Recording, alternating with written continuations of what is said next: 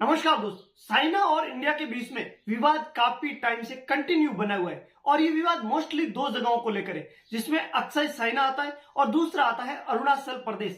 China Arunachal Pradesh को तिब्बत का part मानता है और 2017 से लगा करके आज दिन तक कंटिन्यू अरुणाचल प्रदेश के कई हिस्सों के कई जगहों के नाम अपने अकॉर्डिंग चेंज करता आ रहा है। लेकिन आज के दिन में चाइना पूरी दुनिया को आंख दिखाता नजर आ रहा है। चाइना आज के दिन में सुपर पावर बनने की होड़ में लगा हुआ है, लेकिन विशेषज्ञ मानते हैं कि चाइना कभी भी एक सुपर पावर कंट्री नहीं बन सकता। तो आइए जानते हैं कि एक सुपर पावर कंट्री की क्या परिभाषा होती है और कौन से 7 पैमानों पर एक सुपर पावर देश को खरा उतरना जरूरी है। आइए जानते हैं इस वीडियो के अंदर। एक सुपर पावर कंट्री वो देश होता है जो कि दुनिया के किसी भी कोने में अपने हितों की रक्षा के लिए आर्थिक, राजनीतिक, सांस्कृतिक, टेक्नोलॉजी और सैन्य आधार पर दखल दे सकता है। और अब जानते हैं कि कौन से 7 पैमानों पर उस देश को खरा उतरना जरूरी है।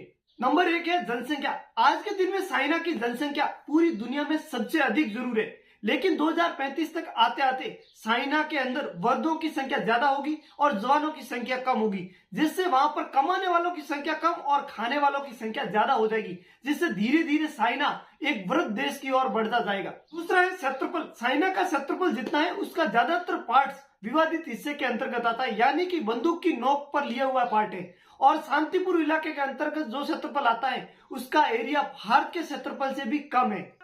तीसरा है रिसोर्सेज। चाइना जिस भी प्रोडक्ट को यूज करता है, जिस भी खाद्यान्न सामग्री को लेता है, उसके लिए पर्याप्त चाइना के अंदर सोर्स नहीं है। और जितनी भी भूमि पर कृषि उत्पादित की जाती है उसका एरिया भारत से भी कम है। चौथा है इकोनॉमिक पावर। आज के दिन में चाइना अमेरिका के बाद में जीडीपी के मामले में दूसरे नंबर पर आता है, लेकिन दूसरी ओर वही चाइना की जीडीपी का 273% से भी ज्यादा चाइना के ऊपर कर्ज है। पांचवा सैन्य ताकत। आज के दिन में अगर चाइना ताइवान के ऊपर अटैक करता है तो वहां पर सैनिकों को पहुंचाने के लिए चाइना के पास में पर्याप्त नावों की सुविधा नहीं है। छठा है राजनीतिक स्थायित्व। आज के दिन में चाइना में जितनी शांति दिखाई जाती है उतनी शांति वहां पर है नहीं। वहां के लोगों के मन में वहां के लीडर के प्रति जन आक्रोश फैला हुआ है। अगर चाइना के अंदर शी जिनपिंग सत्ता से बाहर होते हैं तो चाइना किस दिशा की ओर एंट्री करेगा, ये भी अनुमान लगाना पॉसिबल नहीं है। सातवां है चाइना की पॉलिसी। जब भी चाइना कोई पॉलिसी बनाता है तो वो तत्कालीन समस्या को देखकर ही बनाता है, और ये पॉलिसी आने वाले टाइम में चाइना के लिए ही एक समस्या बन जाती है,